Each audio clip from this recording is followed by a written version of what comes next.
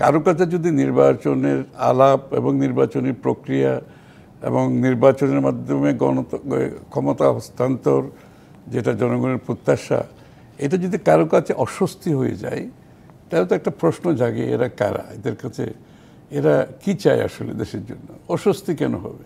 এখন দেখা যাচ্ছে কিছু কিছু লোকের মধ্যে যে নির্বাচনের আলাপ এটা একটা অস্বস্তির বিষয় হয়ে গেছে। এখন তত্ত্বাবধায়ক সরকার সম্পর্কে আমাদের সংবিধানে ছিল যে 3 মাসের মধ্যে তারা করবেন, সর্বোচ্চ হইলে সেটা 90 দিন হতে পারে, 3 মাসই 90 দিন হতে পারে, সর্বোচ্চ হতে পারে যে তারা কিছু সময় নিতে পারেন, কিন্তু 3 মাসেরই আসলে বাধ্যবাধকতা ছিল। কিন্তু এটার নাম যেহেতু তত্ত্বাবধায়ক সরকার নয়, অন্তর্বর্তী সরকার, এবং এর কোনো সংজ্ঞা বা এর কোনো কার্যপরিধি আমাদের সংবিধানে ছিল না, কাজেই ওই 3 মাসের মধ্যে তো আপনি তাদেরকে আটকাতে পারবেন না। আমি 3 মাসের, আমি তো কোনো সময়সীমার কথা বলছি না, যে কারণে আমরা তো বলেছি যৌক্তিক সময়। যৌক্তিক সময় হচ্ছে একটা ইন্টারিম গভর্নমেন্ট, অন্তর্বর্তীকালীন সরকার কাছে তো পরিষ্কার থাকার কথা, তাই না? এটা তো একটা transition government. Actually this is a transition government.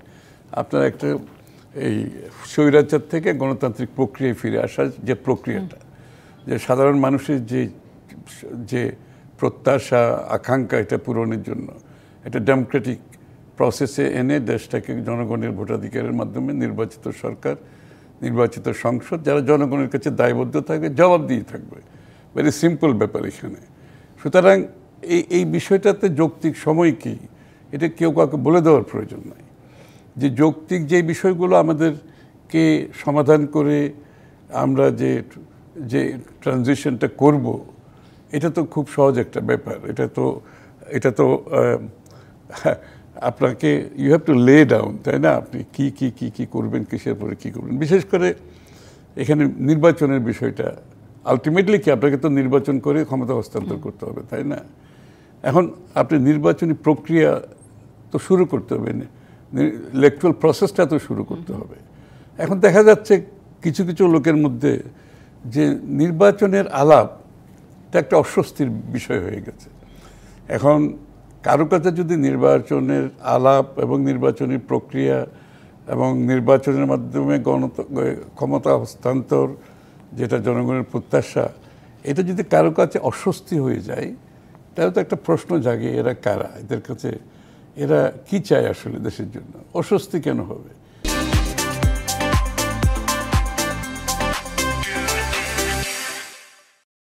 আমি জানি অনেকগুলো এখানে সংস্কারের প্রয়োজন আছে, সবাই জানে, এটা তো বলার অপেক্ষা রাখে না। এবং কোন প্রতিষ্ঠানগুলোর সংস্কার দরকার হচ্ছে সেটাও আমরা মোটামুটি জানি। তাইলে তো আপনাকে তো ওই অস্বস্তির কোনো কারণ নাই। নির্বাচন আলোচনাটা কেন অস্বস্তির বিষয় হবে? তাইলে কি আমরা যে এতদিন বলে আসছি, অনির্বাচিত সরকার শেখ হাসিনাকে বলে আসছি যে ভোটাধিকার কেড়ে নিয়েছে আমাদের, যে নতুন প্রজন্ম ভোট দিতে পারে নাই, যে অবৈধ সরকার, তাদের কোনো এখতিয়ার নাই, যে গণতান্ত্রিক সাংবিধানিক রাজনৈতিক অধিকার তারা কেড়ে নিয়েছে, জনগণের ভোটাধিকার কেড়ে নিয়ে, এই যে আরও বিভিন্ন কথা যে আমরা বলেছি, তাহলে এটার মানে এটা কি কোনো অর্থ নাই? এখান থেকে, এই অবস্থা থেকে বের হওয়ার জন্য তো নির্বাচনের জন্য জনগণ প্রাণ দিয়েছে, তাই না? গুম হয়েছে, খুন হয়েছে, তাদেরকে যে নির্যাতনের শিকার হয়েছে। তা এখানে যাদের অস্বস্তি, তাহলে এরা কারা, এদের ভাবনাটা কি, এটা জনগণের বুঝতে হবে তো। এদের মধ্যে, সরকারের মধ্যে যদি অস্বস্তি থাকে, এটাও কোনো একটা ভালো লক্ষণ না। আর কিছু কিছু সাংবাদিকদের মধ্যে কিছু অস্বস্তি দেখা যায়, নির্বাচনের আলাপ আসলেই যেন অস্বস্তি। এটা আমাকে আবার ওই পুরনো কথা, শেখ হাসিনার ওই 1/11, শেখ হাসিনার এই সমস্ত বিষয় চলে আসে সামনে। মানে একটা প্রপার নির্বাচনের মাধ্যমে ক্ষমতা হস্তান্তর করা, এটাই তো একটা স্বাভাবিক প্রক্রিয়া। তো এইখানে এই প্রসেসটা শুরু করতে সমস্যাটা কোথায়, তাই না? এই প্রসেসটা শুরু করে আলটিমেটলি ট্রানজিশনের মাধ্যমে পিসফুল ক্ষমতা তো হস্তান্তর করতে হবে। তো সুতরাং এই জায়গাটাই আমাদের অনেকের আশঙ্কা যে নির্বাচনের বিষয়টা নিয়ে এটার একটা পরিষ্কার দিক নির্দেশনা থাকা দরকার। You have to lay down the process, যে আপনার ক্ষমতা হস্তান্তরের বিষয়টা। প্যারালালি আমি বলছি যে আমাদের যে প্রাতিষ্ঠানিক যে সমস্যাগুলো, এটা আমরা তো একমত। আর একটা জিনিস, আমরা কিন্তু সরকারের উপর সমর্থন দিয়ে যাচ্ছে।